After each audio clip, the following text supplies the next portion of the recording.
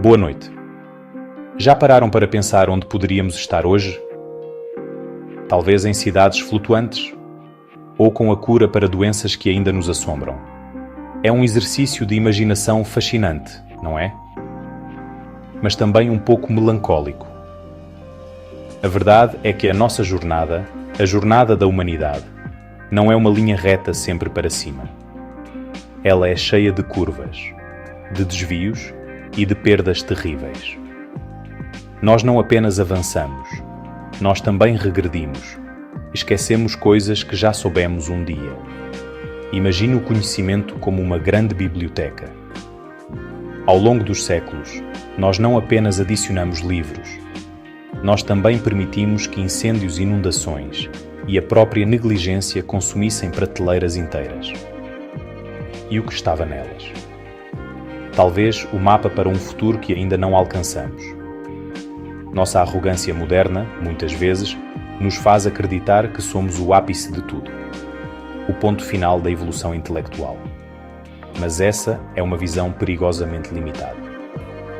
A história nos mostra que civilizações antigas possuíam uma sofisticação que desafia nossa compreensão. Eles não eram primitivos, eram pioneiros. E o conhecimento que eles acumularam em áreas como astronomia, engenharia e medicina era vasto e profundo. O que aconteceu com tudo isso? Parte se perdeu em guerras. Parte foi suprimida por dogmas. E parte simplesmente se desfez com o tempo, como um papiro frágil se tornando pó. Essa perda não foi apenas um soluço na história. Foi um freio de mão puxado com força no nosso progresso. Pense nisso como um grande quebra-cabeça. A humanidade recebeu, há milénios, uma caixa com milhares de peças. Com elas, começamos a montar uma imagem incrível do universo e do nosso lugar nele. Mas, em diversos momentos, derrubamos a mesa. Peças se espalharam, se perderam debaixo do tapete da história.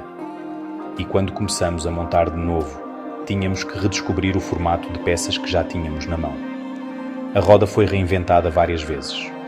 O conhecimento sobre o cosmos, que já foi tão claro para alguns, teve que ser penosamente redescoberto. Estamos constantemente correndo para alcançar um ponto onde, de certa forma, já estivemos antes.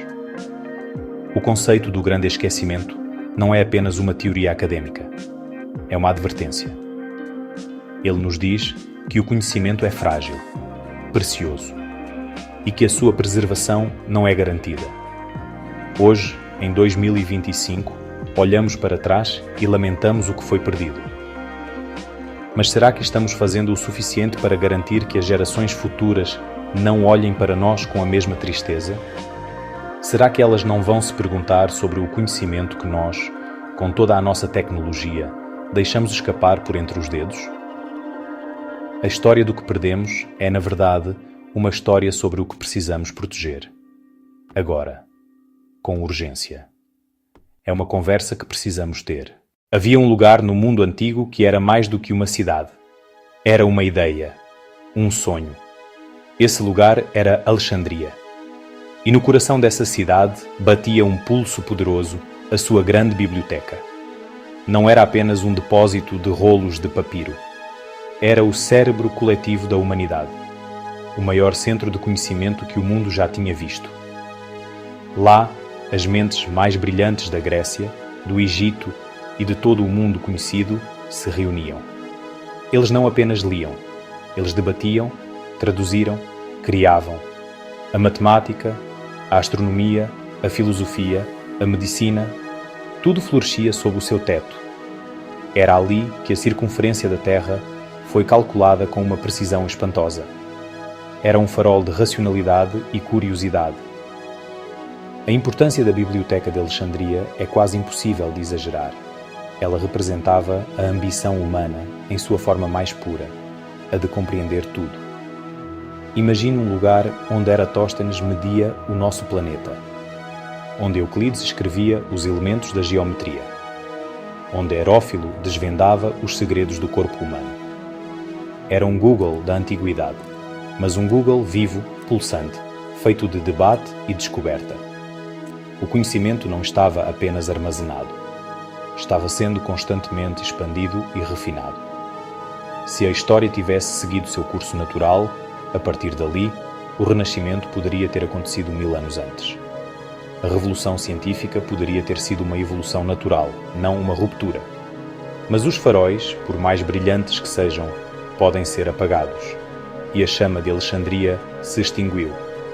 Sua destruição não foi um evento único, um grande incêndio apocalíptico, como o cinema gosta de mostrar. Foi um processo lento e doloroso. Uma morte por 1000 cortes, guerras civis, cortes de financiamento, intolerância religiosa, fanatismo. Cada evento arrancava um pedaço daquele tesouro. O conhecimento que era universal passou a ser visto como pagão. A curiosidade que era uma virtude passou a ser vista como heresia. E assim, lentamente, a maior coleção de sabedoria do mundo antigo foi se desfazendo, queimada, saqueada ou simplesmente deixada para apodrecer. O que perdemos quando Alexandria caiu? Não foram apenas livros, perdemos séculos. Perdemos a continuidade do pensamento. O diálogo entre gerações de pensadores foi interrompido.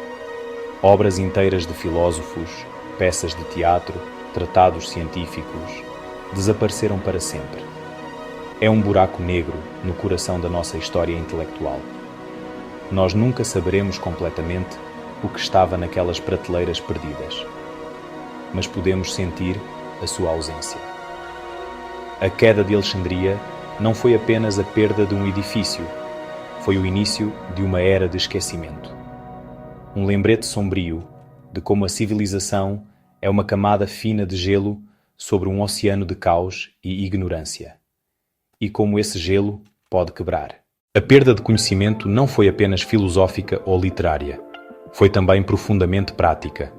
Nós esquecemos como fazer coisas incríveis.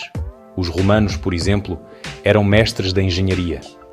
Seus aquedutos, estradas e edifícios ainda estão de pé 2000 anos depois. E qual era o segredo? Em parte, o seu cimento. O opus caementicium. Uma mistura que não apenas endurecia, mas se tornava mais forte com o tempo, especialmente em contato com a água do mar.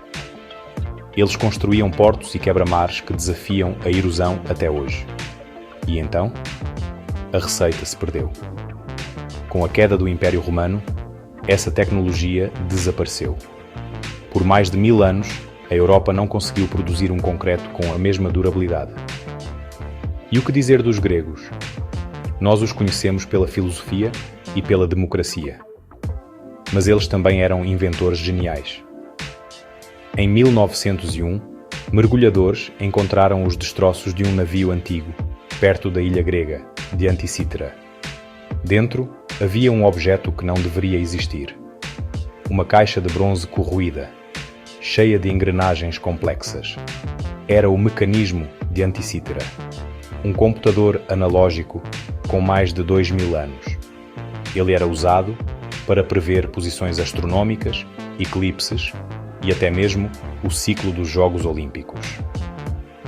A complexidade de suas engrenagens só seria vista novamente em relógios europeus do século XIV.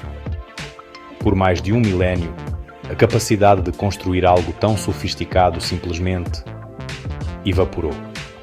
Esses não são casos isolados. O chamado fogo grego, uma arma incendiária usada pelo Império Bizantino, podia queimar sobre a água e era o terror das frotas inimigas. Sua fórmula era um segredo de Estado tão bem guardado que, eventualmente, se perdeu para sempre. Nós temos relatos, mas não sabemos exatamente como fazê-lo. Da mesma forma, técnicas cirúrgicas avançadas, descritas por médicos como Galeno, foram abandonadas e só redescobertas séculos depois. A ideia de que a tecnologia progride sempre em linha reta é um mito. A história é pontuada por picos de genialidade seguidos por vales profundos de esquecimento. Nós subimos a montanha, escorregamos e tivemos que começar a escalada de novo. O que esses exemplos nos ensinam? Eles nos mostram que a inovação não é inevitável. e que o conhecimento técnico é tão vulnerável quanto um poema. Sem um sistema para preservar e transmitir essa sabedoria prática, ela se perde. A queda de uma civilização não significa apenas a ruína de seus prédios, mas também a perda do manual de instruções de como construí-los. O mecanismo de Anticítera e o cimento romano são fantasmas tecnológicos. Eles nos assombram com a pergunta: o que mais nós já soubemos fazer e esquecemos? Que outras soluções para os problemas de hoje podem estar enterradas nas ruínas do nosso próprio passado? Com a desintegração do Império Romano no Ocidente, a Europa mergulhou no que muitos chamam de Idade das Trevas. É um termo controverso, claro, mas inegavelmente foi um período de fragmentação e estagnação científica para muitos. As grandes redes de comércio e comunicação que uniam o Império se romperam. As cidades encolheram. A vida se tornou mais local, mais isolada. E a busca pelo conhecimento, antes celebrada em lugares como Alexandria, foi substituída por uma forte ortodoxia religiosa. O foco se voltou para a salvação da alma, não para a investigação do mundo natural. A ciência grega foi vista com suspeita, como obra de pagãos. E assim, muito do que os antigos sabiam foi guardado, ignorado ou perdido. Enquanto a Europa passava por essa transformação, uma nova e vibrante civilização florescia no Oriente Médio, no norte da África e na Península Ibérica. O mundo islâmico. Durante a sua Idade de Ouro, entre os séculos 8 e 14, os estudiosos islâmicos não apenas preservaram o conhecimento antigo. Eles o abraçaram. Eles buscaram ativamente os textos dos filósofos e cientistas gregos. Em lugares como a Casa da Sabedoria, em Bagdá, eles traduziram Aristóteles, Platão, Ptolomeu e Galeno para o árabe. Eles salvaram da extinção uma parte imensa do legado intelectual da antiguidade. Sem esse esforço monumental, a Renascença Europeia talvez nunca tivesse acontecido como a conhecemos. Mas eles foram além da tradução. Eles construíram sobre as fundações gregas. O matemático Al-Khwarizmi nos deu a álgebra e os algoritmos. A própria palavra algoritmo vem de seu nome. O médico Ibn Sina, ou Avicena, escreveu o Cânone da Medicina, um texto que foi usado como referência nas universidades europeias por séculos. O polímata Ibn al-Haytham, ou Al-Hazen, fez avanços revolucionários na ótica, estabelecendo as bases para o método científico experimental. Enquanto a Europa estava, em grande parte, estagnada, o mundo islâmico vivia uma era de intensa inovação científica e cultural. Eles eram a ponte que conectava o conhecimento do mundo antigo ao mundo moderno. A história nos mostra que a chama do conhecimento é itinerante. Ela pode se apagar em um lugar e reacender em outro. O conhecimento não pertence a uma cultura ou a um povo. Ele pertence à humanidade. E sua sobrevivência, muitas vezes, depende da capacidade de uma cultura de valorizar a sabedoria de outra. A Idade de Ouro Islâmica é a prova de que a preservação não é um ato passivo. É um esforço ativo de tradução, estudo e expansão. Eles foram os curadores da sabedoria humana em um momento em que ela corria grande perigo. E isso nos deixa uma lição poderosa sobre a importância da abertura, da tolerância e do intercâmbio cultural para o progresso de todos nós. Pode parecer um paradoxo. Vivemos na era da informação. Temos o conhecimento do mundo na ponta dos dedos.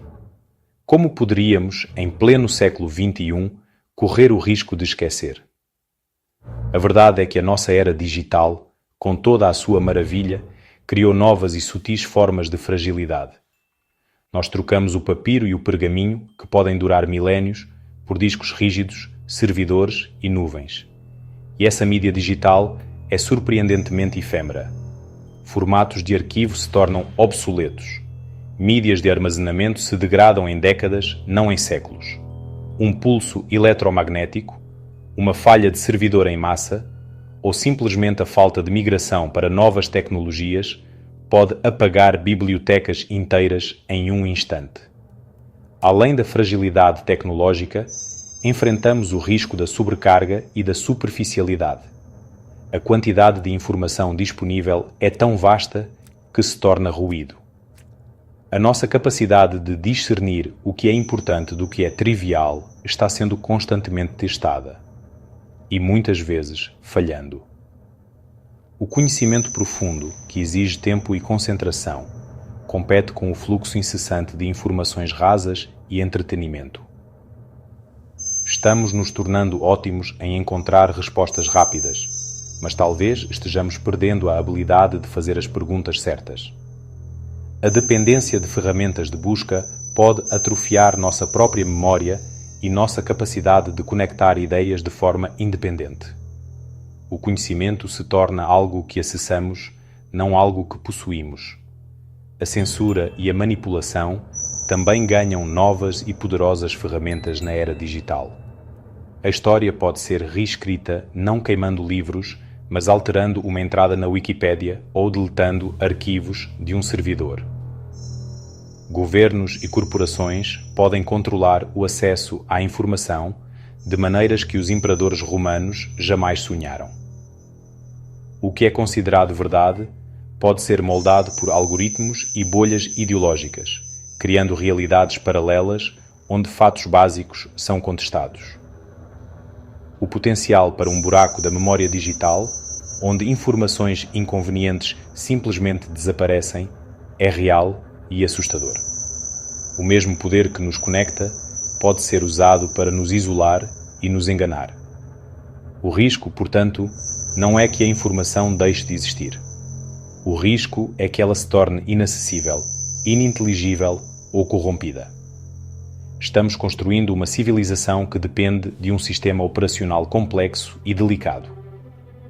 Uma grande falha, seja por desastre natural, guerra cibernética ou colapso social, poderia nos deixar funcionalmente analfabetos. Poderíamos ter os dados, mas não os dispositivos para lê-los. Ou poderíamos ter os dispositivos, mas não a energia para ligá-los. A nossa Torre de Babel digital é impressionante, mas suas fundações podem ser mais frágeis do que imaginamos. O grande esquecimento pode não vir com fogo, mas com um silencioso erro 404. Conhecimento não encontrado. Então, qual é a saída? Se a história nos ensina que o esquecimento é um perigo constante, e se a nossa era moderna apresenta novos riscos, o que fazemos? A resposta é tão antiga quanto o problema.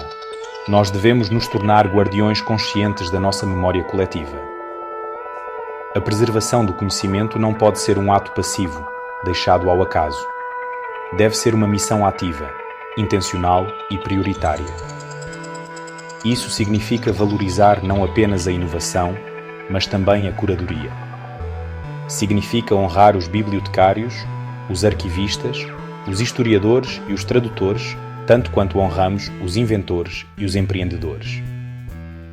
Eles são os heróis silenciosos que mantêm a nossa civilização conectada ao seu passado. Essa missão de preservação precisa acontecer em múltiplos níveis. Precisamos de projetos robustos para digitalizar o conhecimento antigo, sim, mas também precisamos garantir a redundância. Manter cópias físicas. Usar materiais de longa duração. E, crucialmente, ensinar as habilidades fundamentais. O pensamento crítico, a capacidade de ler textos complexos, de entender o método científico. Essas são as ferramentas que nos permitem reconstruir o conhecimento caso os sistemas falhem. Depender exclusivamente da tecnologia para guardar nossa sabedoria é como guardar a chave do cofre dentro do próprio cofre. Precisamos ter a chave em nossas mentes. Isso nos leva a um chamado à ação, a cada um de nós. Valorize a história, leia livros, visite museus e bibliotecas. Apoie as instituições que preservam a nossa cultura. Desafie a desinformação. Tenha conversas profundas. Ensine uma criança a amar a leitura. Cada um desses atos é um pequeno tijolo na construção de uma muralha contra o esquecimento.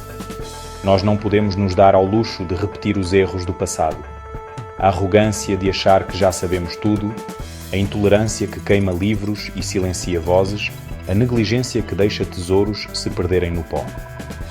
Essas são as verdadeiras ameaças ao nosso futuro. No final das contas, a grande saga da humanidade é uma corrida entre a criação e a destruição, entre a memória e o esquecimento. Cada geração recebe o bastão do conhecimento da anterior. Nossa responsabilidade não é apenas correr com ele, mas garantir que ele seja passado adiante, mais rico e mais seguro do que o recebemos. O futuro que sonhamos só pode ser construído sobre as fundações sólidas do passado. Que possamos ser uma geração que é lembrada não pelo que perdeu, mas por aquilo que escolheu, com coragem e sabedoria, preservar. Boa noite e pense nisso.